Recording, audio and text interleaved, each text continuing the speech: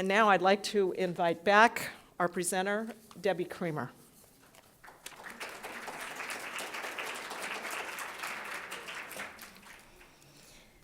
Thanks. I had fun meeting a lot of you during the coffee break, and there's a part of me that just wants to sit down now and go back into conversation. I hope that the sense of what I gave during the first hour is helpful to you in the sorts of ministries and work that you're already doing. Part of my sense, just by trying on those definitions, and I know I took a little while talking through them, is it gives us space to have different conversations than what we've already been having. So if, for example, so my church has got an accessibility committee. It's a committee that meets once a month and is really thoughtful about ways to do inclusion. And one of the things that I try to do with them once a year or so is to say, when we're talking about including people with disabilities, or we're talking about ministry to or with people with disabilities, what do we mean? And they roll their eyes, and they're like, okay, you're the academic in the room, we do the work, go away. Oh wait, streaming video, they're all gonna see this, aren't they? But part of my sense is if we're doing that sense of ministry to people with disabilities as the people that we feel sorry for, that's one lens. If we're doing it for the people who have functional difference, that's another lens. If we're doing it for a group that's an excluded minority group, that's another lens. And if we're doing it as part of the connection to who we all are as community, that's yet another lens.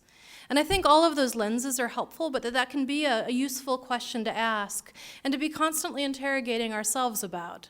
When we're thinking about this, what are we thinking, and what would it mean to try on something a little bit different?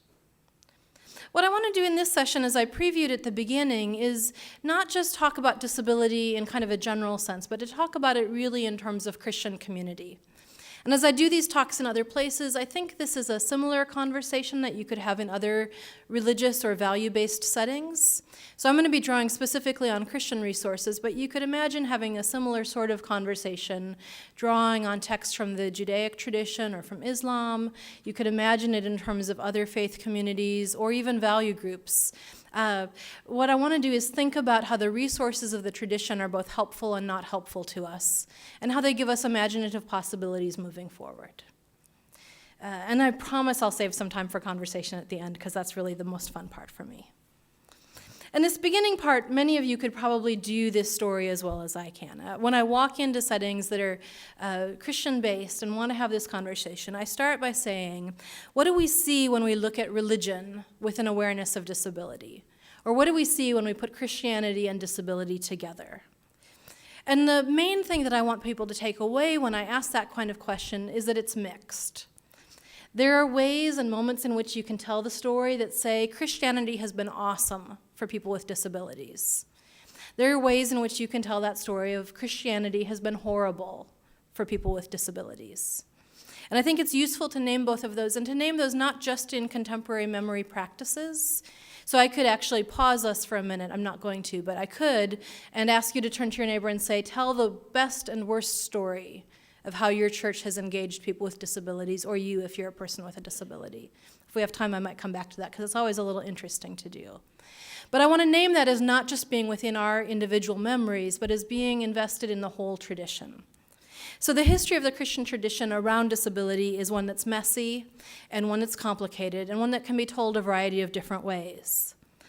Part of that is if you read the ancient texts or early sermons and commentaries in the Christian tradition, you get a sense that disability then meant something different than disability now.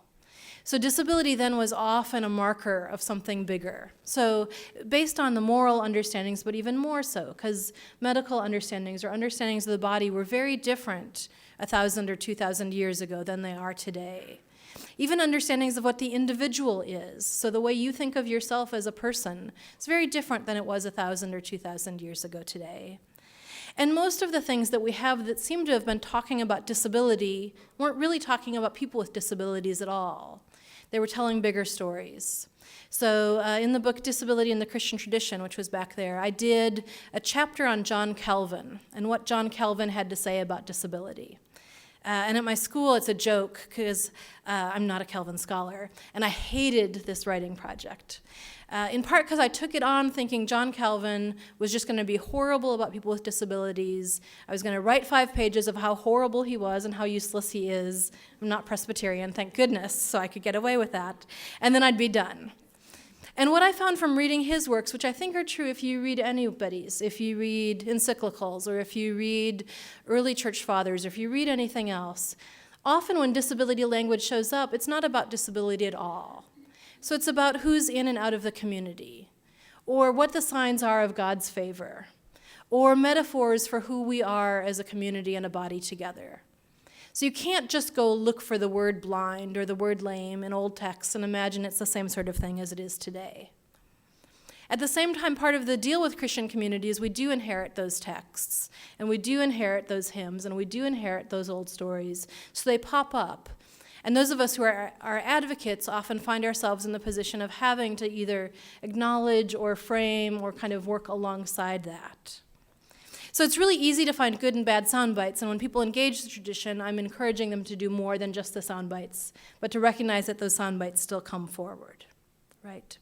So we can look in the Bible, for example, and see moments. I'll talk about Jesus a little bit more in a little bit, but we can see the great banquet and invite the lame and the blind and the crippled. We could use that as kind of a catchphrase or a slogan, or I know a couple churches who've done that as T-shirt logos for their accessibility communities. You know, Jesus said, invite, right? You can play with stories. So Paul talked about the thorn in his side and this impairment that made his ministry more difficult. You can go back and try to reclaim that from a disability perspective and say, even Paul was a person with a disability, one of the early folks, in terms of thinking of Christian mission and evangelism. And you can make other kinds of stories, but I'm not a historian, I'm not going to do all the history work, but just to say that it's really complicated and messy. So if we're talking about what Christianity thinks about the body or about disability, that's also really complicated and messy. More recently, and this again could be within our generational memory or the folks from a generation before us, if we tell those stories, the legacy of the church is really messy too. So as we kind of mentioned in the first part, churches have big challenges with architecture. So buildings that are 100 years old or even buildings that are 50 years old often have really big architectural challenges for people with mobility differences. And our congregations and worshiping communities more broadly haven't been awfully thoughtful about people with sensory difference or other kinds of difference. For me, pews are one of the most uncomfortable places to sit of anything in the entire world. Or for folks with auditory differences, understanding a sermon or even hearing the words of the Mass can be really complicated and is often not thought through. It's just assumed that you're going to adapt to it. So there's been that kind of level of lack of inclusion. And those of you who are advocates know that religious communities fought to be exempted from the Americans with Disabilities Act. So there's a legacy of that even when the broader society was attending to issues of disability as a minority experience or as a civil rights, the religious community more broadly, in some pretty public and sort of embarrassingly so, ways went out of their way to not step into that level of inclusion. And that's a messy and complicated story and has to do with separation of church and state, has to do with the costs that it would be for small congregations to comply with something like the Americans with Disabilities Act. But it's one of the ways in which those who are outside of church will often look at Christianity or church communities as being exclusive of people with disabilities, because we quite literally were for a while. The last 20 years have seen a significant amount of welcome in communities in terms of access for people with disabilities, and particularly for me, people with physical difference. And as I saw many of you or talked with many of you during the coffee break, I got stories from you of the ministries that you're doing and the work you're doing.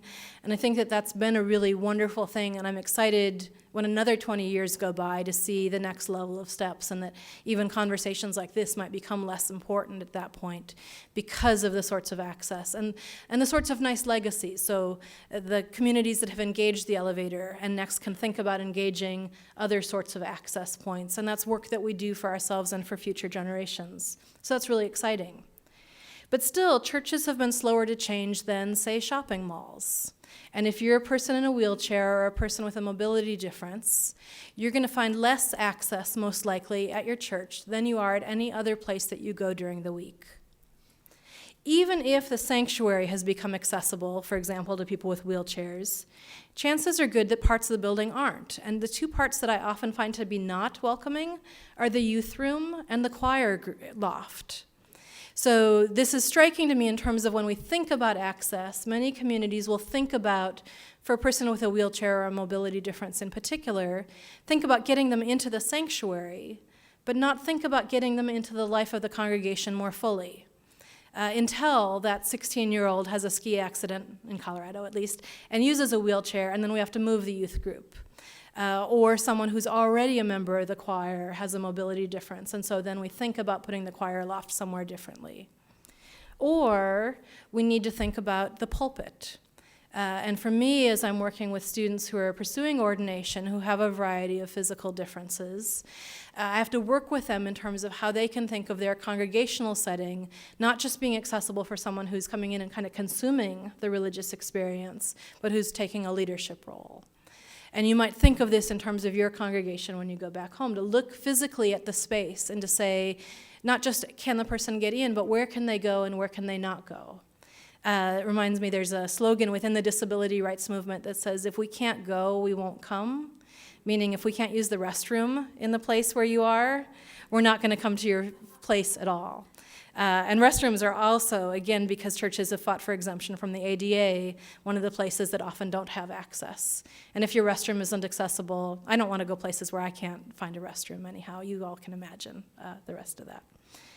So we have that. We'll have, in my kind of Protestant setting, a lot of times with those old wood pews that are all laid out, if a church has done the work to make a cutout for a wheelchair, it's often the first pew and the last pew. Most of mine are Methodist. Everybody sits right in the middle. Nobody sits in the front. And only the teenagers tend to be in the back. But if I were coming in a wheelchair, I'd want to choose where I would be for the worship service, or at least be aware that other folks are being able to make a choice, and what does it mean that I can't? Or again, as I said, the pulpit area is often not accessible. So if someone's going to be a liturgist, or if someone's going to participate with the elements or something else, to think about not just whether that's accessible, but what message is it sending to your community if the only place of access is to come in and be a listener and not to be a leader or to be a full member of the community. The National Organization of Disability does statistics about all sorts of things related to disability. And one of the things that they find over and over is not only are people with disabilities often in a lower income group, often have less access to health care, often have challenges to employment, but they also often are less active in religious communities than folks without disabilities. And you can imagine that from a couple different angles. One would be, as a person with a disability, what does the local congregation or community have to offer me? Or is it worth kind of engaging the ways in which I might not feel welcome to go? And the other is architectural and other kinds of access. Maybe I would be a welcome participant if I was welcomed. Maybe I would like to be a member of this community if I could get in and if I could use all the space, and if people wouldn't stare at me, and if when we pass the peace someone actually comes and greets me. All of those sorts of pieces I think are really important when we think about the particular kinds of limitations that happen in space. And so I guess one of the homework assignments I would do is, as you go back into your congregation or other community, to try on some of the lenses of different kinds of physical difference, and just imagine what spaces and attitudes are like in your setting, and how that might be engaged differently as a way of making more access. So as I said, access is one piece of it, and some congregations are fantastic with access. Some have been really thoughtful about it as they do renovations or as they do other kinds of projects. Some have been really horrible. So I have students, pursuing ordination who will do an internship, and people will say, well, you can't be our minister because you only have one hand. Or you can't be our leader because you're in a wheelchair and that just doesn't make sense. Or we've never heard of a blind pastor, how would that work? And so there's the attitude space as well as the architectural space, and then there are the real horror stories. I hear, for example, parents who, a friend of mine's parents, they have a child with autism, and they were asked not to come back to worship because the child was perceived as being disruptive. Or I attended a church for a while that was near a group home of a community of adults with Down syndrome. Same sort of thing. They would come in, they loved to sit in the front pew. If the pastor asked a question that was sort of a hypothetical question, and the rest of us know it's just a hypothetical question, they'd answer, right? Or they would not like to sit still for an hour. They like to move their bodies. And I remember working with this congregation that on the one hand really had the commitment to being inclusive. And on the other hand, folks were feeling this is really disruptive of their own worship experience, to have a message or homily that was being disrupted, or to have the physical movement when other folks were wanting kind of a quiet place of worship. And really facing that kind of difficulty, but sometimes facing it in ways that weren't our best selves. So to say, wouldn't you all be happier at some other church? Or you can come to the contemporary service but not the traditional one, or whatever. So churches have been their best selves and their worst selves, I guess, is really kind of the place I want to leave that, with the sense that sometimes churches are making it better and sometimes churches are making it worse. And while we're all human and are not going to be perfect as we engage these, it's worth thinking about. I think what I want to do is skip ahead a little bit, because you all are so active in a lot of these ministries and work that I think I don't need to unpack the story of what's going on in churches much more. And so I want to jump to the part that I think is the most fun, which is thinking about God. I'm a theologian by training, and as an academic theologian, I have this really fun flexibility of coming in and like trying things on and then leaving. So what I want to do for maybe 20 minutes, we'll see how it goes, is really talk about how it is not just the practices that we do in a congregation, but kind of the beliefs and framings underneath it. Because I can go into a congregation and say, you really should be inclusive of people with disabilities, and here's what we should do. And some people will get on board with that because they feel like they ought to. Some people get on board with that because they're committed and engaged, or they have a similar experience. But some people will still feel like they're doing it as this kind of other thing, or as something that's just not quite natural, or that's not quite right. It reminds me of the whole sense of political correctness, I guess. We do things sometimes because we think we should do certain things, but until we're able to look at kind of the deeper questions and uncertainties and images and meanings underneath, it's hard to make real lasting change. So again, with the elevator, I could go into a congregation that doesn't have an elevator but that has a lot of stairs and give them statistics, and I could tell first-person stories that'll kind of motivate or manipulate them for a minute, and I can explain why this will be good for church growth or whatever. But until I've really been able to touch that sense of the value of people with disabilities, or the value of God's creation, or something deeper, it's not going to make kind of ongoing, lasting change. And then it becomes just a practice that we do because we think we ought to, rather than part of genuinely living together. And as a theologian, my sense is one of the ways of thinking of making that deep down change is to talk about the values that underpin the things that we do. Okay? So that's where I'm going to jump right now, is to talk about God. Because my sense is that a lot of our actions about disability, our engagement about disability in the church and in wider society come from or are connected to those understandings of God. And as somebody who gets to come in just for a moment, I'm going to ask you to try on and to play with images of God with me for a minute. I wouldn't ever presume to stand up here and tell you who God is or what God is like. Particularly with a camera, but even just with human living people here, because I don't have different or more access to God than anybody else. And my sense is that God is always beyond our understanding, and God is not the sort of thing anybody should ever stand up with a podium and say, this is what God is, thanks, bye-bye. But I do think it's helpful to try on different images of God. In part, again, this is part of the heritage of our tradition. So if you read scripture, or if you look at the history of sermons within our tradition, It's common for us to try on lots of different images of God.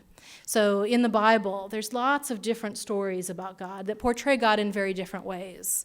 So if I imagine the stories in the Bible were actually about a close friend of mine, you would have no clue who this friend really is, because I would have given you so many different sides of this friend, right? That's my sense of how we tell stories of God as Christian community too, is we tell lots of different sides or lots of different pieces as a way to try to capture a larger thing, but also as a way to try to engage us in different sorts of ways. So that's my whole preface to say, don't get scared if I start to tell you things about God right now, because I'm just wanting to try on those pieces. And then to try them on backwards to say, if we did imagine God that way, what difference would it make? So I'm a bit of a practical theologian that way. That I want to start with a practice, and I want to think about an idea and take it back to the practice, take it back to the idea, and kind of keep going around with that. So that's also my sense of what I'm doing here, is not just telling you something to tell you it, but to say, my sense is that when we engage people with disabilities, we often do that with bias, or we do that with gut feelings that are messy, or we do that with ideals and values. And what happens if we look at those ideals and values, and then if we look again at disability, and then we look again at those ideals? So that's what I'm going to have us do a little bit. So I think the first thing I want to do is, so oftentimes in my community, what I do is start off by dismissing an idea of the omni-God. And I'm going to ask you to kind of allow me that here. I guess the last disclaimer I want to give before I actually do something other than just give a lot of disclaimers. Talking about God is anxiety-provoking, right? For me, anyhow. Is to say that we all engage God in different ways. And so I hope nobody will be offended by anything I say or don't say about God in the next few minutes, because, again, you have different insights than I do, and you have different beliefs than I do. And even if I'm talking within a small community that I know really well, my sense is as soon as I start talking about God, I'm going to offend somebody. And so I ask for your graciousness to just kind of walk with me or ride with me through this next little bit and try on and see how it feels. My sense is, as a starting place with images of God around disability, is that one of the places where we often will get hung up, or one of the places that sometimes becomes unhelpful, is when we have a really narrow sense of God as someone who is all the omnis, so omnipotent, omniscient, omni-everything. So God can see everything, God can do everything, God knows everything. God, in this caricature version, is kind of like the homecoming king, or queen maybe. Super smart, super athletic, super beautiful, no limits, can do everything. That, to me, that caricatured version of an all-powerful God can sometimes become really destructive for people with disabilities. And let me tell you that in a couple different angles. And one of the ways that it can become kind of difficult is if I imagine God in that very caricatured way. God becomes the homecoming king or queen, and then the further I am from that, the further I am from God. So if I imagine God as all-powerful, so God can do anything God chooses to do, and I'm not only a human person, but I'm a human person with specific functional limitations or impairments, the more impaired I am, in a way, the further I am from God. So that can become a really damaging kind of way of telling the story. For me, in my tradition, I'll talk about that sometimes in terms of gender language around God. That if we use a very specific, narrow idea of God as almost literally male, then in a way, men are closer to God or more like God than women are. And then I can go back and unpack that and say, gender is messier than that, and what we talk about with God is messier than that. But there's a way in which that story or that gut-level theme will sometimes play through. And that same thing can happen with disability. And I'll show you that in a second when we talk about God and disability. But if you just imagine for a moment that if you think of God, and the main thing you think of God is this really narrow sense of physically able, or able, no limitations, then the further away from that you are, the further you might feel from God. The other way in which that caricatured version can be kind of difficult or damaging is if you have the idea that God plans and does everything for a reason, and you've experienced disability particularly as something that's an experience of suffering or something that's unwanted, you're left with the story and no way to engage the story that says, God did this to you for a reason. And again, there's ways in which to make that more nuanced and complicated, but there's also ways in which that story can become very painful to people.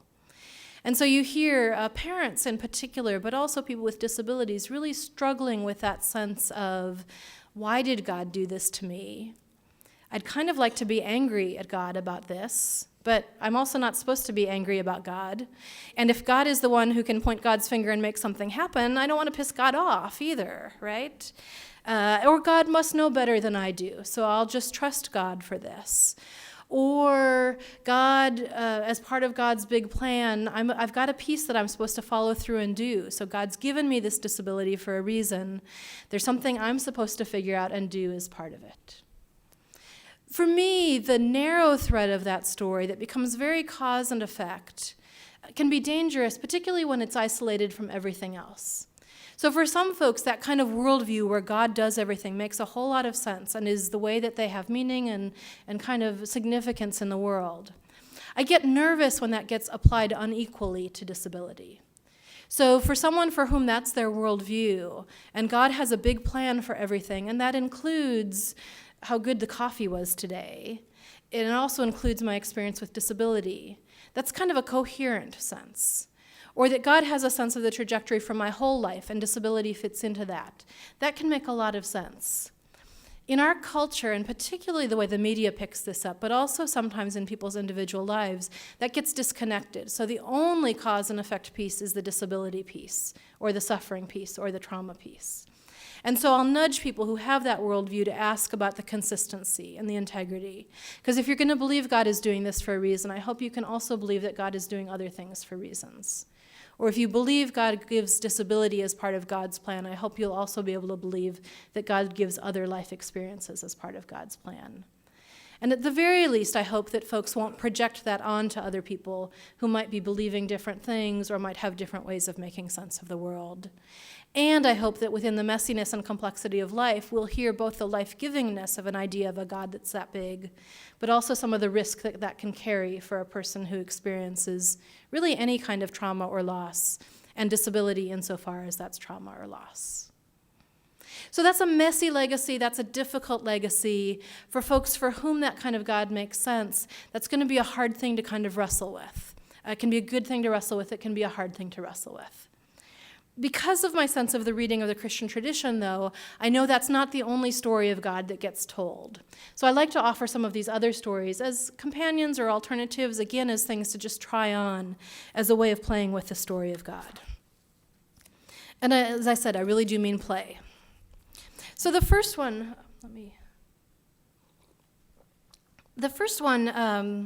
isn't mine. Actually, none of these are mine. I believe in collaborative learning, so I steal from other people as much as possible.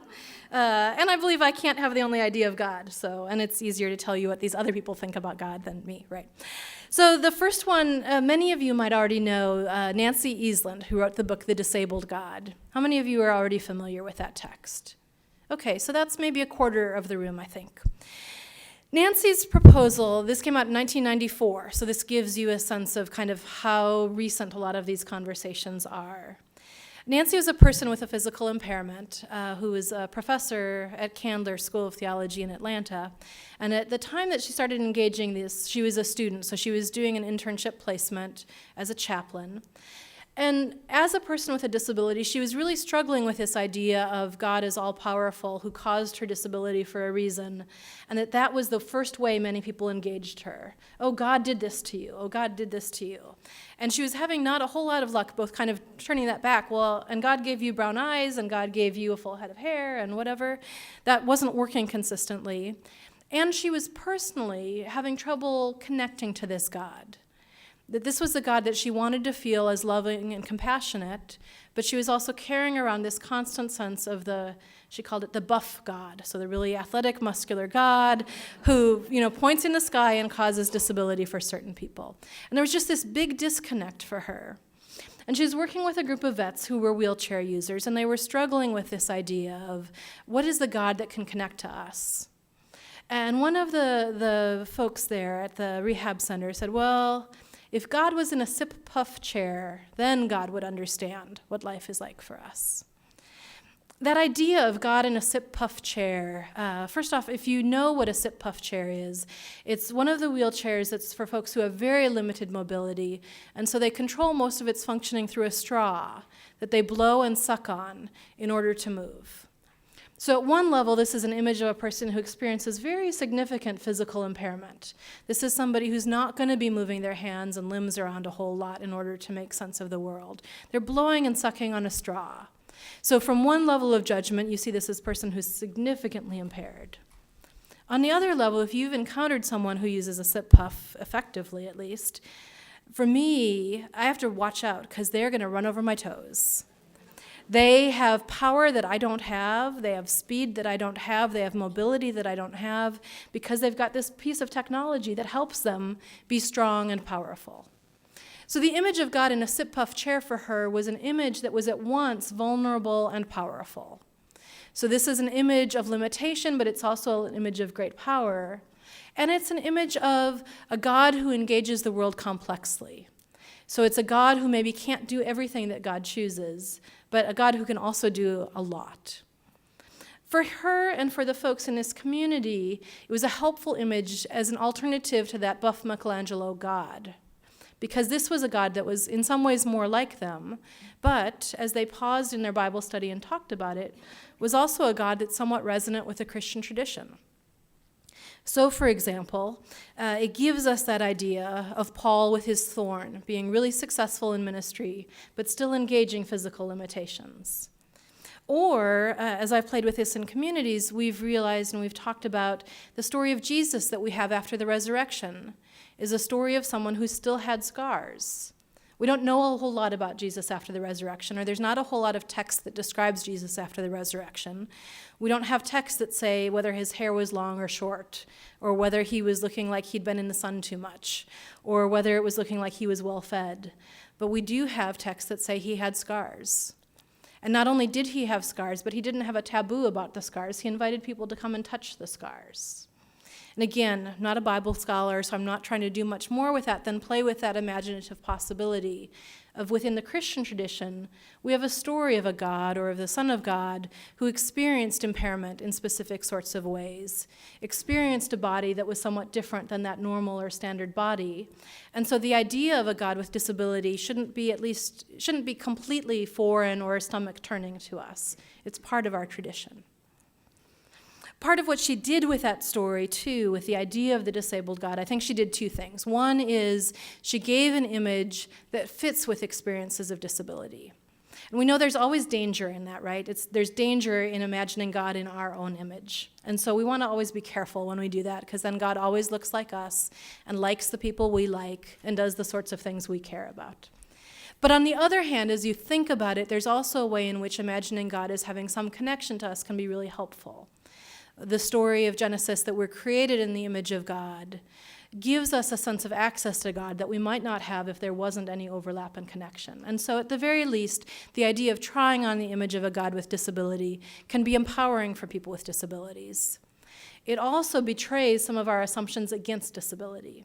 So when I walk into adult ed groups in particular, and I mention this idea of the disabled God, a lot of times the first response people have is, God can't be disabled. That's just wrong. God is powerful, God's not disabled. God is good, God's not disabled. God is strong, God's not disabled. And the adjectives that go against the word disability tell us something about what people think about God, but tell us more about what we're thinking about disability. So if you take that image in, first off, be careful with it, because people really will be like, God is not disabled. But I think that that's an interesting access point, both as we think about God, but more about what we think about our values with disability. Let me talk about maybe 4 or 5 other images that fit in, I think, even more neatly with a Christian tradition and can become another way of telling stories of God alongside those other stories. So just, again, as we talk of stories of God as not just father or parent, but also as creator or potter or gardener or other sorts of things, these are other stories, I think, that we can tell alongside. And they fit a little bit with the different models. and particularly these first couple. So the first one I want to tell you about is the story of the accessible God, or the advocate God. So this comes very much from the idea of disability as a minority experience or a social experience, and particularly that sense that people with disabilities are often excluded or left outside of congregations and communities, but also employment and family life and other sorts of things. The idea here then is that God recognizes the exclusion of folks and invites those folks in. And not just invites in terms of like, come on in, but goes and stands with the people who are outside, or sits with or rolls with the people who are outside, and is a strong advocate for people who are left outside. The way this story gets told, and I steal some of this from Jenny Weiss-Block's book, Copious Hosting, which is a little bit old now, but is a nice image, particularly talking about Jesus, and that Jesus' ministry for her was all about inclusion. Obviously, there's lots of ways to read the gospel stories of Jesus, but one way that she reads it is to say a lot of Jesus' ministry was about inclusion, that he welcomed all people regardless of gender, regardless of their nationality, regardless of their vocation. The tax collector was just as welcome as the scribe, right? Regardless of kind of past life experience. She tells that story of Jesus as being this radically inclusive person, who then, the catchphrase here then does become the invite the poor, the crippled, the lame, and the blind if you're throwing a banquet. She also says as part of this that Jesus challenged authority wherever he went. So if somebody said, yeah, no, we don't want that person, or no, you can't do that here, Jesus was like, uh-huh. You're supposed to laugh when I say Jesus said, uh-huh. That Jesus was radically inclusive, right? So, and Jesus would speak against those who were making exclusive spaces. Do you all say Jesus, in your congregations? That's pretty cool. We'll take that one out for next time. So Jesus radically challenged authority, and Jesus said, follow me, without first asking what it was about your life that might impede your ability to come, that what it might be, what other kinds of limitations you had. Jesus was just like, okay, you follow me, you follow me, you follow me. So in those ways, both in terms of kind of countering authority or common wisdom, and also in Jesus' way of reaching out to people, he was radically inclusive. And Jenny tells this story as a way of thinking of God more broadly, as being one who's radically inclusive, both welcoming in and being one who then will act against those who are being exclusive. And another image that came up in one of these conversations as I was talking with folks about this image was from Isaiah 40, the story that every valley will be lifted up, every mountain will be made low. You could take that and play with that as a slogan for accessibility. Every staircase will be leveled off. Every elevator will give you every access to every part of the building. And again, it's not us saying this is God who is, but these are images we have of God that we don't play with or pull out. So that's the accessible God, or the advocate God. A second one comes from Kathy Black's book, Healing Homiletic, which, by the way, I think is a really wonderful book, both because it talks about how to preach texts that have to do with disability, and it does a nice job of playing with kind of the history of Christianity and religion and disability, and also engagements for possibilities today. So what Kathy does is talk about God as the interdependent God, or at very least the God who values interdependence in us. And she too goes back to stories of Jesus, and she says part of what we see when we look at Jesus' ministry is not a solo person who was totally independent and detached from everybody else and kind of a well-made American man kind of image, but rather was somebody who lived in community intentionally. So when Jesus traveled, Jesus called other people to him. Jesus allowed other people to feed him and to meet his kind of basic needs. He worked with other people in a way that it was clear sense that his ministry wasn't just about what he would say, but what he could enable other people to say. And depending on how you read some of the stories, where Jesus was even challenged by others and then would change his story or change his activities as a part of that. And whether that's that he fell asleep on the boat and they woke him up, or he would tell folks, no, I'm not actually here for you, and they would say, yes, you are. That Jesus was one who was interdependent, so he was engaged in community. And she says church then can be the continuation of that community, so a place that really values interdependence and really values community, which is something that's often highlighted by disability. So those of us who live with physical impairment often will be more obvious to others that we need help. that we need a wheelchair or a cane to get around, or that we need the large print hymnal. But what that really betrays is the sense that we're all interdependent. So when I'm trying to explain that to some of my students, I'll ask, how many of you knitted the clothes that you're wearing today? Or how many of you cooked the food and raised the food and did all the work with the food this morning that you've eaten? Or who here helped build this building that we're in right now? Well, no. We're all interdependent all the time, but we sometimes pretend that we're not. And with Kathy here, the image of God she gives and the stories of Jesus she tells are ways of reminding us that whether we have a disability or not, we're always interdependent with each other.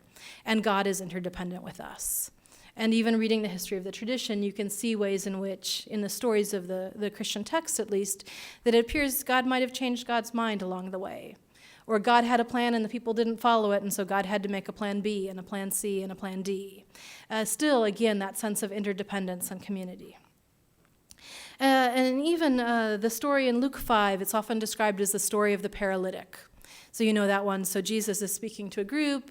The building is so full that this person who's described as a paralytic can't get in. So his 4 friends come and take the roof off of the top of the building to lower the friend in.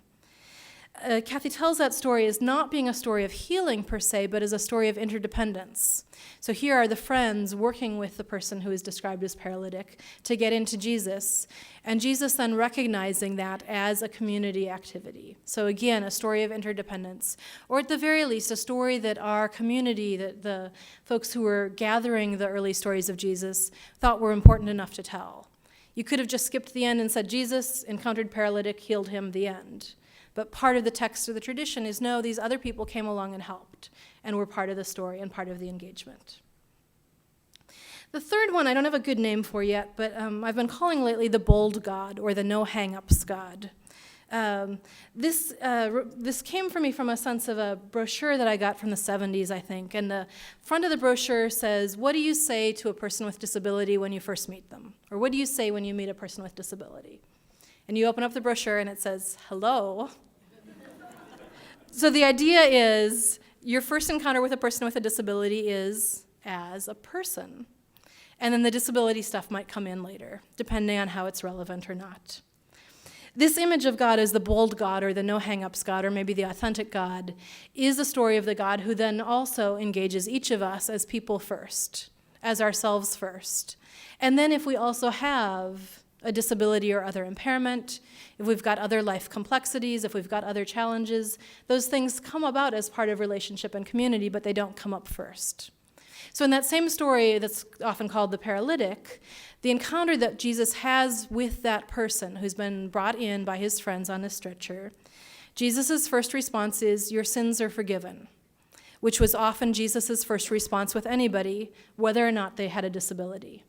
So the engagement here in this story is Jesus encountering this person not as a cripple, not as a pathetic other, but as a person who has sins just like everybody else and needs them forgiven just like everybody else.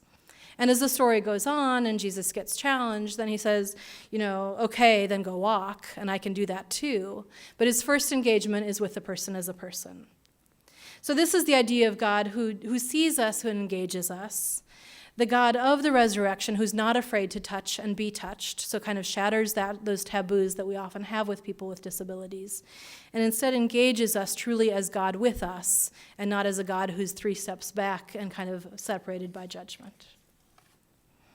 The last one is the one that comes out of my work with limits in particular, and this is the one I've usually been calling the authentic God, or the limits God. And for this one, I draw both on Genesis 1, so that we're created in the image of God and we were seen as very good, and from John 1, the Word made flesh. If we all have limits, every single human being who has ever lived has limits, and if life moves us towards disability, what if God does too? What if God also has limits? This is kind of a twist on the idea of the disabled God, but it takes more broadly this idea that we all have limits. It's not about being disabled or abled. It's about that every human person has limits. And what if we imagine that God does too? And again, this is an unsettling thing, and it betrays many of our assumptions and feelings about limits. But if we can step aside from those for a moment, so if we go back to the idea of limits as being ordinary and unsurprising, and we let ourselves sit with them for a minute, what would it look like to imagine or play with the idea of a God with limits? If we don't look at the negatives, we start to see some of the positives, or even if we just hold the negatives to the side, we can see some of the positives. And here are a few that I've played with. One is creativity. My sense is that creativity often comes out of limits. If you don't have limits, you don't actually have to be particularly creative. So if our wheelchair user is at the bottom of a staircase, chances are good that part of what's going to come out of that is some sort of creativity.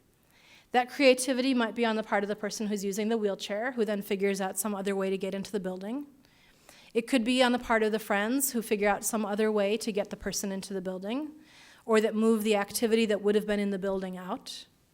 It could be a bigger plan to break down this staircase altogether, or to put in a ramp or an elevator. It could be all sorts of other things, but it's a creativity that's going to come because there was a limit in the first place. Chances are good that just sitting there, nobody's going to be like, oh, the staircase is great, but let's change it anyhow. It's that experience of limit that really leads to that sort of creativity. And that's something we see in the Christian story. So again, as we look at the texts of our tradition, we see stories of God or of Jesus or of others who come up into something and hit a bump or hit a limit, and then they do come up with a plan B, or they come up with a different way of doing something, or something new is created out of it. And there are lots of ways, I think, to pull out text to tell that story, but in general, that sense that creativity is something that I think is pretty fantastic. Creativity is a characteristic we see in the God of our tradition and that I would like to see in God, and that can be an experience that comes out of limits. A second one, and kind of closely related to that, is a sense of perseverance. So often when we encounter limits, we then engage in perseverance. Again, without the limits, there's not really the need for perseverance. But if you are getting tired and so you need one more cup of coffee to keep going, you've encountered that limit of energy, but you're going to find a way to persevere. Or if you're at the bottom of the flight of stairs and trying to get in the room, one of the options is to wheel around and go somewhere else. But another is to persevere and to figure out some way to get into that community or to get into that. Many times it's our experience with limits that then leads us to persevere into something.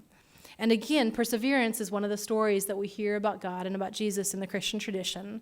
Keeps going even when the people don't do what God had hoped the people would do.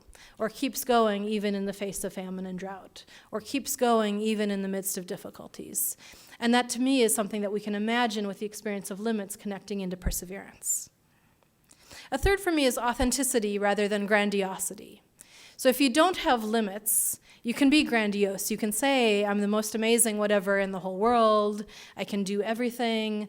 I can be perfect. I can have everything. But with the experience of limits often causes us to be authentic, to say, I would love to do that, but I don't have the time. Or but my body won't let me. Or but I've got limited money.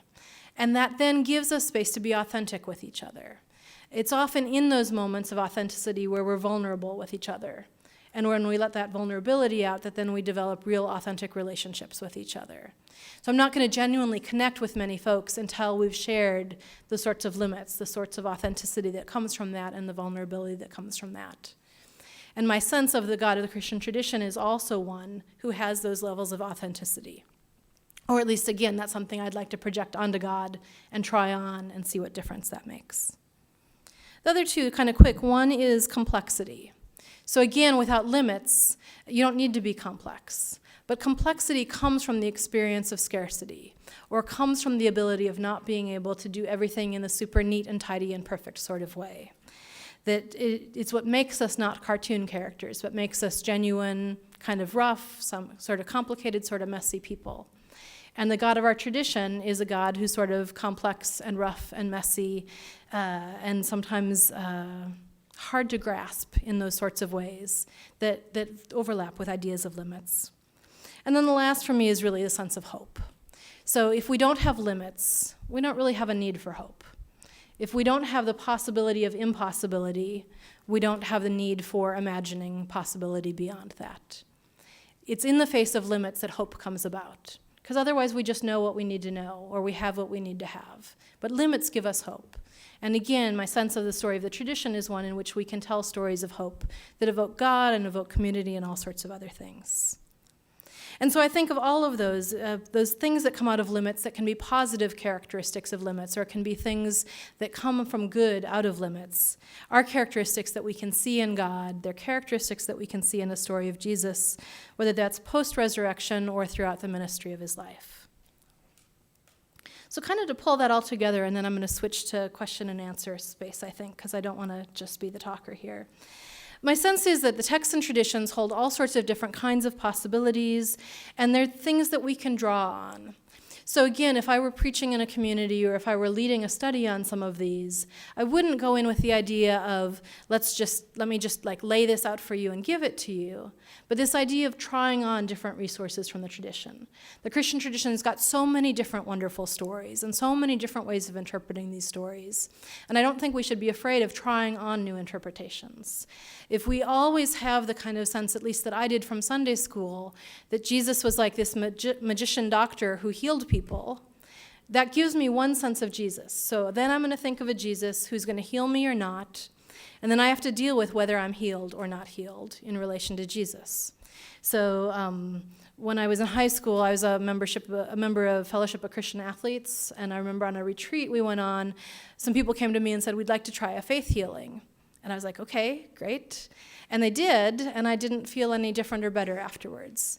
And I remember, and this is a high school memory, but I remember that sense of being ashamed that I didn't get healed, and feeling kind of bad for my friends because they wanted to heal me and they didn't. And was it because I didn't pray hard enough, or they didn't pray good enough? And Jesus was a healer, and here I am not getting healed, so does that mean I'm far away from Jesus, or I'm not worthy of Jesus, or whatever? And I tell that as a high school memory because I think all of us have more complex senses of things as we become adults, but that still lingers. So if the only story you hear about Jesus is magician, medical healer, and you're a person who might want healing, it's hard to think of a connection or a value space there. Or if you're a person who doesn't feel the need to be healed, but the other people around you are thinking you ought to be healed, that too creates a disjuncture, especially if that's the only story that's getting told. So to create communities where we tell other stories alongside those, to say, yeah, sometimes Jesus did do physical healings in the stories of our tradition. And sometimes Jesus went and advocated for people's rights. And sometimes Jesus was aware of his own vulnerability and his need for other people, and lived in community intentionally for that. And yeah, sometimes God had mood swings. Or sometimes God got really angry. Or sometimes God wanted to do things that then didn't happen. And those are other stories that I think we can tell with those stories that make space for conversation and make space for alternatives, and then make space for practice. So again, if the only story I'm telling is a story of God who causes and doesn't cause things, and of Jesus who heals and doesn't heal things, that gives limited access points for us in terms of how we make sense of our own ministries. So then I have to be a person who either heals or who enables. If I have other stories, then I have other possibilities too. So I think that's where I really want to leave us, is that sense, both with my sense of definitions from the first part of the presentation and my sense of these images from the other. Not so much to say what's right and what's wrong, but to try on some of these different ones and see if they give us different space for possibility. I think trying on the different definitions of disability and trying on different images of God give us ways then to look at what we're doing differently, so we can be more attentive, we can be more critical in the good way, to say, okay, I'm doing this, what value sense is along with this, or what assumption is with this? And then might I try different values or different assumptions? And as I said, you all do the hard work of putting that into practice, but my sense is by asking good questions and being more aware, it gives you all some more possibilities for what you might do and ways in which you might act. Let me stop there. Thank you.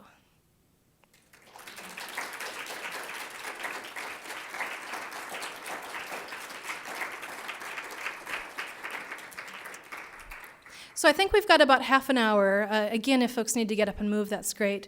We have a microphone that'll come around, and I'll ask if you'll wait until you get the microphone to ask your question or make your comment. And I would invite general comments and stories, wisdom from the group, as well as specific questions that relate to the presentation.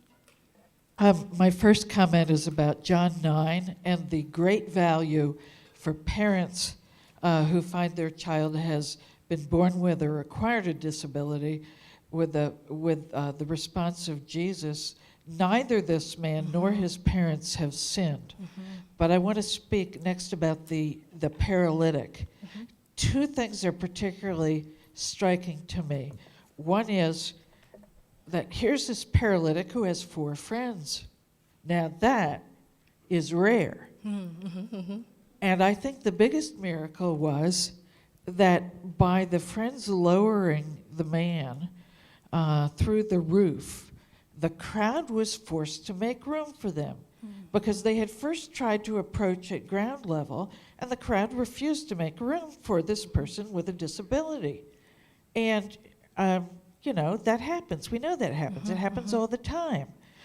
But when he was let down through the roof, they were forced to make room for him. And after he'd been healed, they made room for him to leave in obedience to Jesus. And so that was a miracle. To get that stubborn crowd to let him into their midst and then to let him leave, that really was a miracle. Yeah. And a third thing is that I think a lot of people of my generation, I'm in my 60s, went to school, obviously before the ADA. There were very few students with obvious disabilities, particularly with mobility problems, in the public schools. And we were implicitly taught by this segregation that we did not have to make accommodations for people who had mobility problems. The segregated schooling taught us that. And so there's often resentment. Why should we have to make accommodations for them?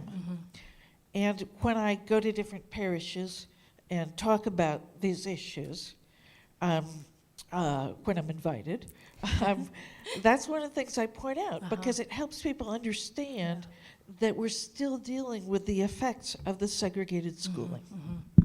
Yeah, there are a lot of good points there, and I want to just repeat 2 of them. One is I really love taking these passages from the Bible in particular, but you can do it from anything, and having conversation with folks who bring different lenses and wisdom to it. So every time we play, and again, that's where the space of play really comes in for me, because if folks don't feel like they have to get the right interpretation and can instead just, well, what does this remind you of, or what can you see in this? It gives creative possibility, and so I think that's a wonderful thing to be able to go back and do. The other is just to kind of echo your point about segregation. And so we both have, those of us living today, have both kind of the helpful and unhelpful legacy of the ADA. So when I talk with young folks, many of whom have lived their whole lives with the ADA, they have a different experience around disability, or they've encountered people with particular disabilities at least all their life. So they don't have some of the baggage that some of us do. On the other hand, they often, though, have a sense that everything's all fixed. And so you have to struggle with that in the way that the ADA didn't cover it all. So, great, thanks.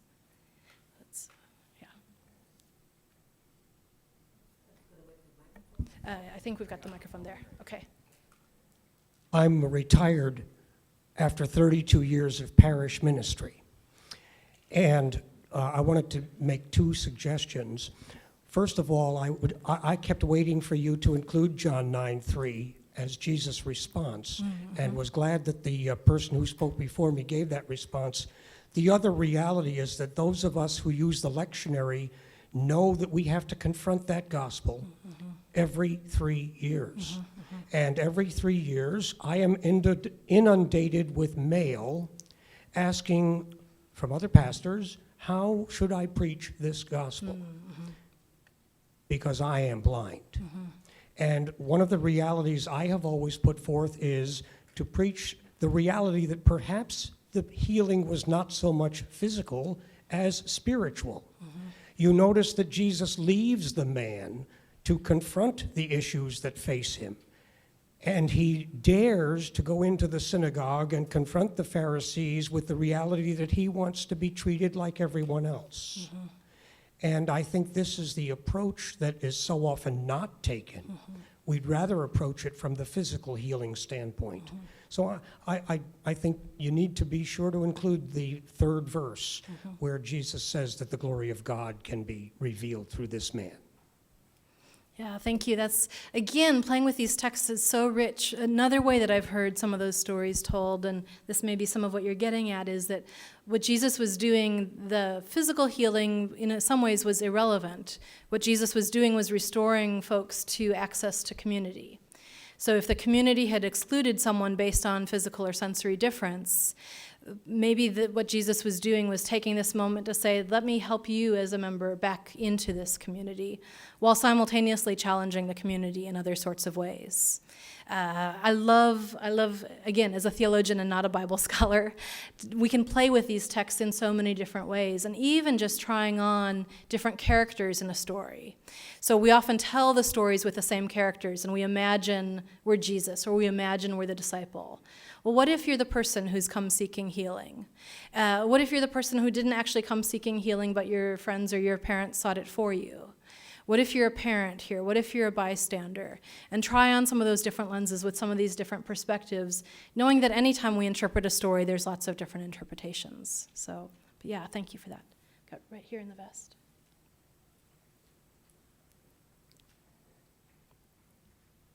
I just wanted to ask about people, once we get them there.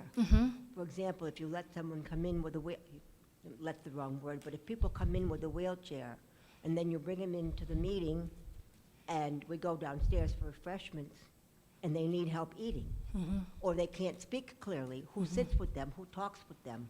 You know, there are probably many, many other examples. Yeah, that's a good question, and some of it's getting to the practical stuff. Some of it for me, and again, as an academic, I can do this, is thinking about our ideals and our values again. So within the disability rights movement, there's been a slogan for a while that says, nothing about us without us. So, which I think is a great phrase, and it's a nice way of thinking about, as we get into that next level of practical question, oftentimes with a person with a disability, I can ask them. And oftentimes people with different people with similar disabilities will want or need different things. So there might be one wheelchair user for whom they would really like to rest for a moment while you get the plate for them.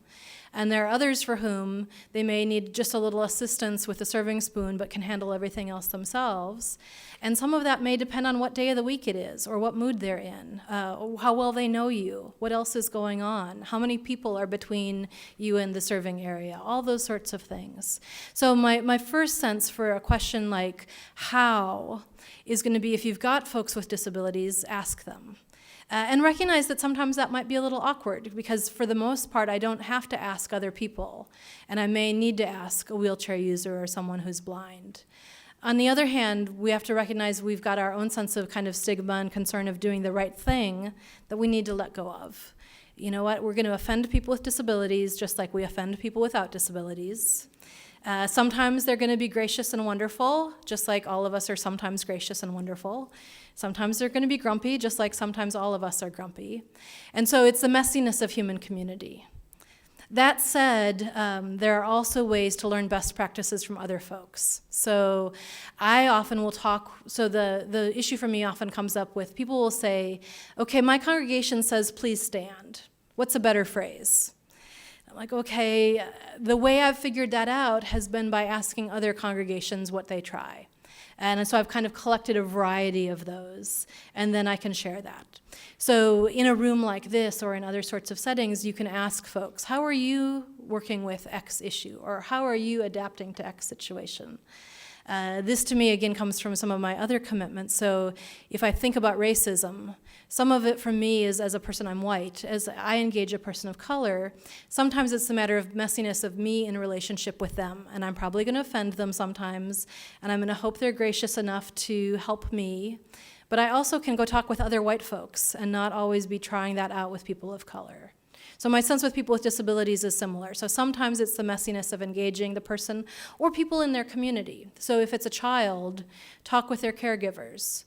Or if it's a person who's a part of another group, talk with other people in that group. So if it's in my women's group and now it's going to be in a full sanctuary meeting, talk with other people in that women's group about how they've been adapting or what kinds of practices have made inclusive space for everybody and travel that over.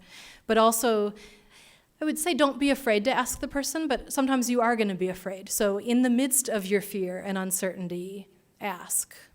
And then screw up and then try again. Yeah, yeah. So I've got the black vest here, yeah.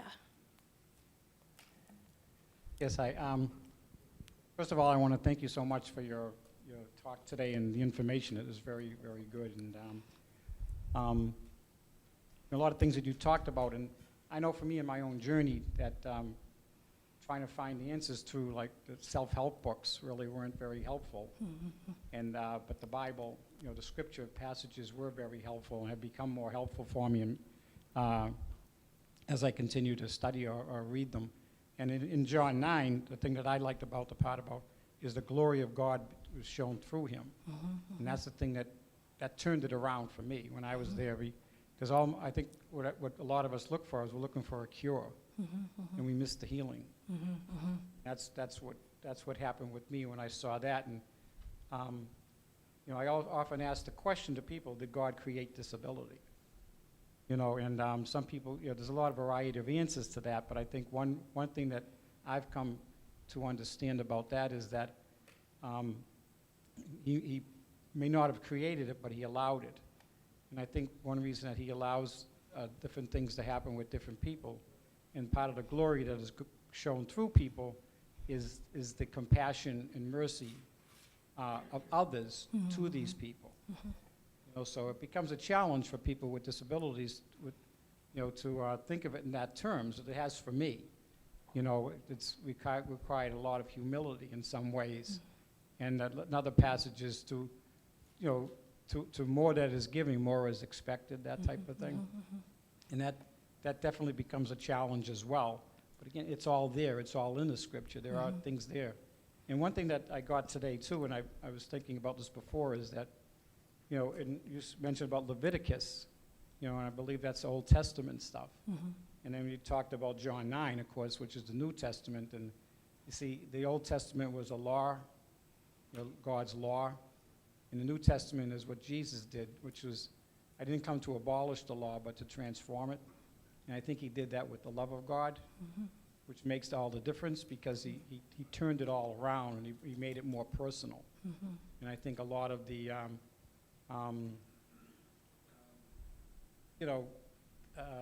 the difficulties about differences in life, he made, a little bit more, acceptable in some terms, but in the different ways, and I'm maybe not using the right terms. But I've always believed that Jesus has and always is the first advocate for people with disabilities. And anytime I challenge people, and priests especially, when they make homilies and they include all the other categories of people, but they forget people with disabilities. I walk up to the priest and I say, you did such a great job, wonderful, but you forgot one group. And I tell them, I said, what about people with disabilities? And the light dawns afterwards. So it's, there's an educational part to this for us to get out there and becoming less aggressive with it and more, I guess, more compassionate in some ways because of different experiences and more knowledge about. My mother always said this to me when I was younger too. She always said, you can get more people to do things with honey than you can with vinegar. Yeah, yeah. I have to remember that. Thank you. Yeah, thank you. A couple of things there too that I want to just kind of echo, and one is that it's really only been recently that issues of disability have been addressed at the seminary or the graduate school level. So most of our folks who are in kind of formal leadership positions may not have engaged this in school at all. It's still pretty rare, which is a little bit sad that that's engaged at the training level or at the kind of educational level. And so for those of us who are advocates, or those of us who have had access to some of this, some of that responsibility does fall to us, whether we identify as having a disability or not. And I think different people, different engagements. So for some of us, it is going to be kind of the angry fist-pounding piece, and for some of us, it's going to be kind of sweet and compassionate, and for some of us, it'll be other sorts of things. The other piece, because, again, of kind of the newness of this, at least at the academic side, is that stories of how people with disabilities themselves are interpreting texts and tradition is also fairly new. So I told you, I think Nancy Easland's book was 1994. I started doing this work around 1991, and most of us who are doing it in ways that are published are right around those early 90s or later. So that's not a lot in kind of the history of Christian theology. Not to say people weren't talking about disabilities before we started doing it at the academic level, but it's still fairly new. And so what we're getting now more recently is Bible commentaries by people either with disabilities or for whom advocacy about disability is really important. So in the last 5 or 6 years, a couple of important Bible commentaries have come out addressing this. And that gives some of the range of both the informed scholarship and also the what made sense to me piece. And it's fun for me to see how that differs, just like if I ask any room full of people, how do you make sense of X gospel story or of whatever? People with disabilities are going to be across the board too, but those are voices that often haven't been heard or stories that haven't been told. And so I thank you for telling your story, and I hope all of you will keep telling stories.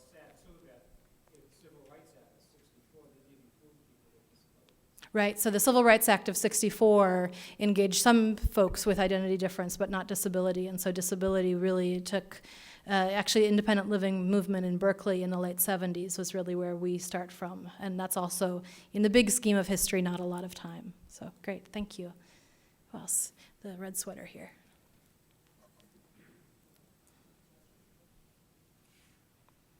Thank you very much. I really enjoyed your visions of your alternative visions of Jesus and God. Especially, I'm a disability rights activist and advocate. I am involved in the independent living movement. I'm director at Independent Living Center here in Massachusetts. And I really appreciate your many of your points, especially the personal God. That's how I forget how you called him, her. And I'll go for her. As far as person-first language, I very often, after the paralytic and the lame and the blind, and I'm a person first. I'm legally blind, and when I went up and told the priest, could you have just said the person who's paralyzed, or the man who is, or the woman, I never even thought of that. The diabetic, the this, the that. So thank you very much. But more to the point, and I like the advocate version of God, obviously, since that's my role right now. But how do you help incorporate more the voice of the person with a disability? You did in this answer a couple of persons ago, but I find that we're still with the attitude of, let me help too much. I receive communion, and one in particular, Eucharistic, and I don't want to be mean or anything, right? She puts my hands on the cup. I can get the cup myself. I can figure it out. And or they shove it into my mouth, other unsuspecting, not in my parish, but in when I visit a parish. They've got it in my mouth. I actually take it out of their hands and say, I'll do it myself, honestly. And this is all at communion, So I'm like, please, ask us. Let us have a voice. Let us let you know what it is. There's too much of that, I hate to say this with the Catholic Church anyway, too much patronizing, too much patriarchal, too much, and not knowing how to ask us, how can we help you? Even the position of, you get them in the front door, the back door, or whatever with the elevator, person with a wheelchair, but can they personally go up to get communion? They don't necessarily want a Eucharistic minister to come down to them and treat them differently. They actually want to go, they want to wheel around, get in line, and go get communion all by themselves. And yet they're up front, because that's the only place that got cut out. And they're up front, and they have the Eucharistic minister coming down to them. I mean, sometimes that happens to me, and I don't even know they're coming towards me. And I'm like, oh, okay, this is a little awkward. Do I stand? Do I kneel? What do I do? So it's really, I would just like to say that, and please incorporate that a little more in your talk about how to engage the person with the disability in all of these phases of a committee, not a committee, Eucharistic minister, liturgist, all that good stuff. Thanks very much. Yeah, thank you. But yeah, my sense with part of that, I mean, a little bit of my optimism is that some of this is slowly changing, partly because of the work that you all are doing, partly as I see educational institutions becoming more inclusive of people with disabilities. So kids who grew up under the ADA and were able then to have easier access to college under the ADA are going to seminary now. So I do a summer institute. Each summer we were in Chicago last year, we'll be in Toronto this year. And it's a week-long program really for faculty and for seminarians. And this last summer we had a couple of priests or priest candidates who were wheelchair users. And they were talking about both the novelty of that and the challenges of that. And if you think churches aren't accessible, think about old seminary buildings or monastery spaces, right? But that their presence was then also having ripple effects on the communities that they were serving. Or the effect of now having folks in the academy who are writing books about disability from the perspective of people with disabilities as that relates to religion has ripple effects. The work that you all are doing has ripple effects. So I hope that we're shifting a little bit away from that kind of patronizing culture of, oh, I'm going to go serve you, or I'm going to go do ministry to those people with disabilities. But it's a slow and uphill battle, so thank you for that.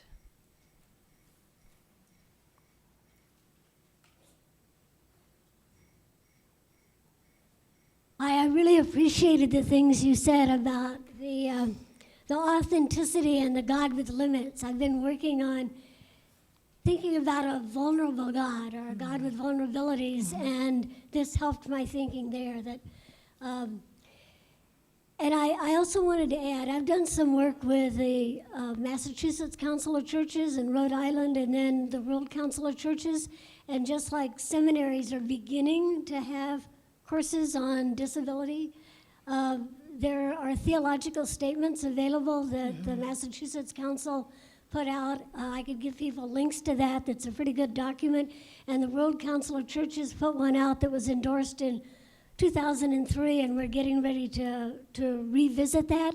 And that was a document. That's not the first time the World Council of Churches looked at disability issues, but the one that we did that was endorsed in 2003 was really drafted by a group of theologians with disabilities. A few were parents, but nearly everyone else were ordained or theologically trained people with disabilities. And those are available as reference points for anybody that's looking at finding some material to sort of back up some of the theological ideas. Yeah, thank you for mentioning those. Another source is EDAN, the Ecumenical Disability Advocacy Network, which is another nice international place that's done a lot of thinking about the theology as well as action statements. But yeah, and most denominations and traditions and communities have got some sorts of resources, either policy statements or there's a lot of best practices from places online. So there are a lot of good resources out there. And again, that's another one of those pieces that I hope has ripple effects, that we have statements kind of coming from the top, we have statements coming from people who are on the ground, and really all these levels of engagement. But thanks for mentioning that. Yeah.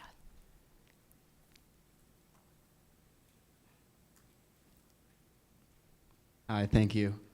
First of all, I just want to say thank you for your talk today. I feel like as an undergraduate student, I've learned more in the past couple of hours than I have in a couple semesters here.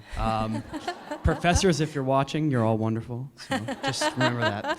This is actually a question about elevators. At my church, we have an elevator, but it's kind of off to the side, and it's not very visible, and you actually need 3 keys to get into it. You need a key for the cart to come down, you need a key to get in, open the door, and then you need a key to go back up, and there's a gate. It's just, I've been known as the elevator guy because you actually pretty much need like a degree in engineering to be able to use this. And it's, so for me, I guess accessibility in some ways, it's there, but visibility is the issue and ease of use. So I guess what would be your advice to churches or just organizations that are dealing with trying to make it easier for people with disabilities?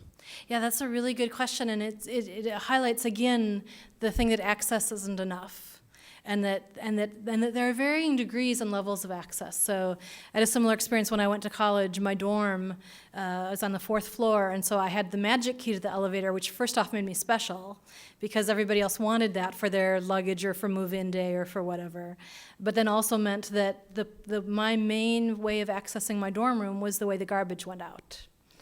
And I felt that. I mean, you feel that, right? So I think as congregations and communities deal with that, there's a couple levels. One is I would rather be in the garbage elevator than not be there at all.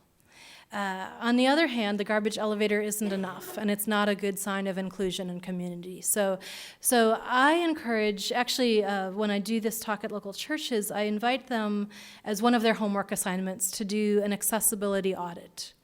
And there are a few nice ones available online if you just do a Google search for accessibility audit for church.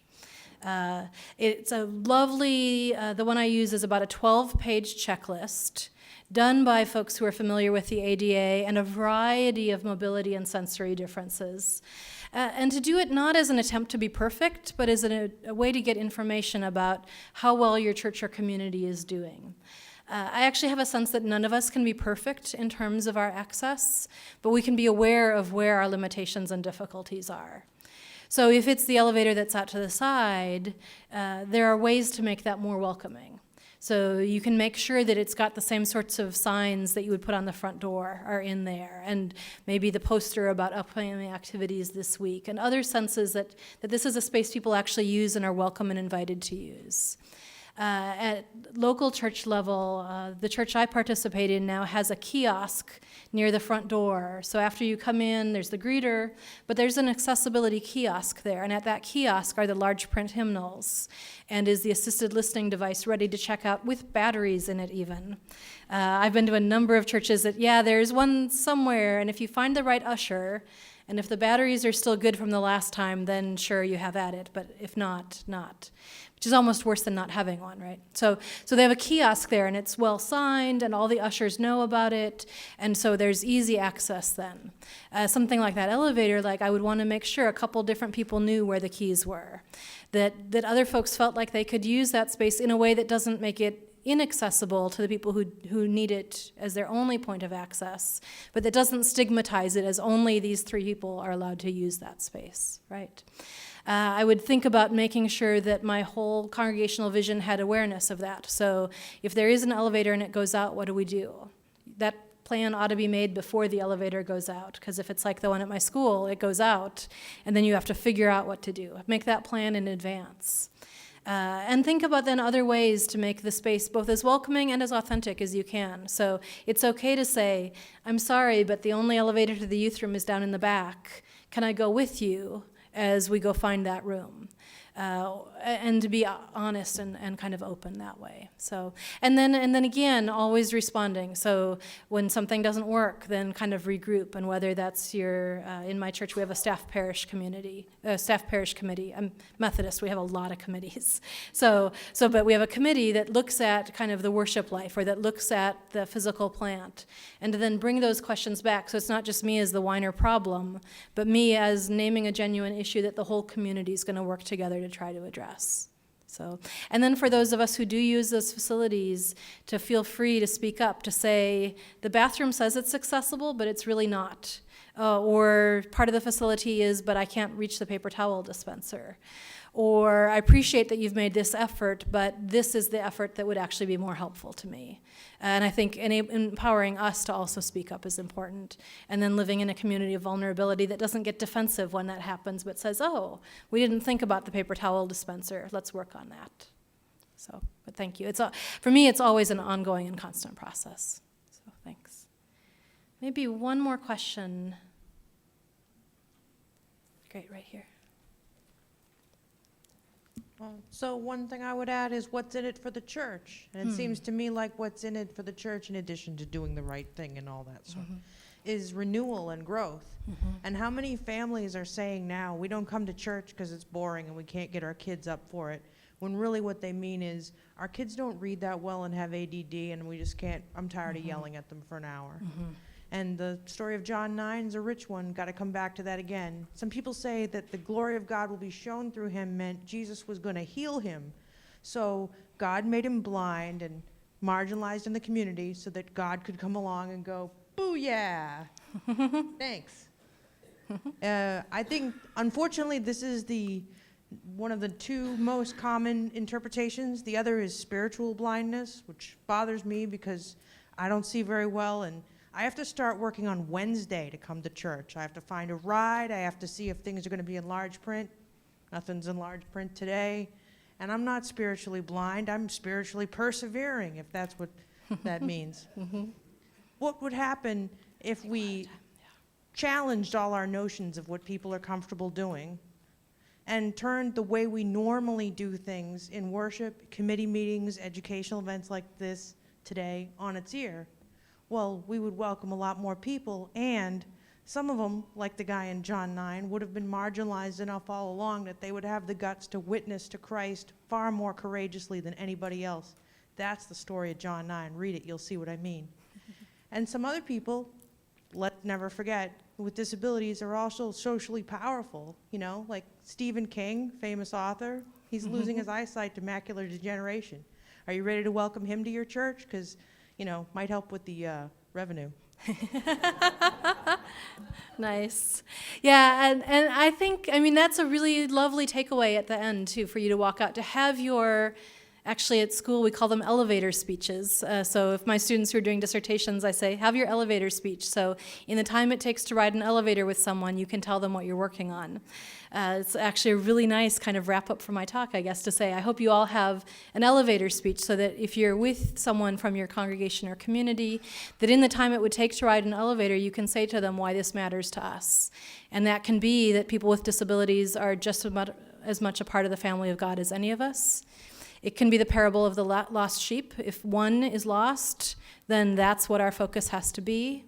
It can be any of these stories of God or Jesus as being on the side of inclusion and justice. It can be whatever narrative makes sense in your community. But yeah, to come up with that little elevator speech to know so that you can say why this matters, whether that's Stephen King or the lost sheep, that all works. So great. Thank you very much.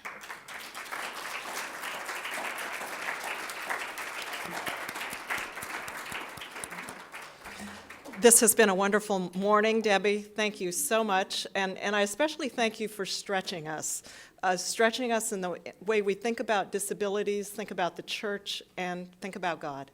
Thank you.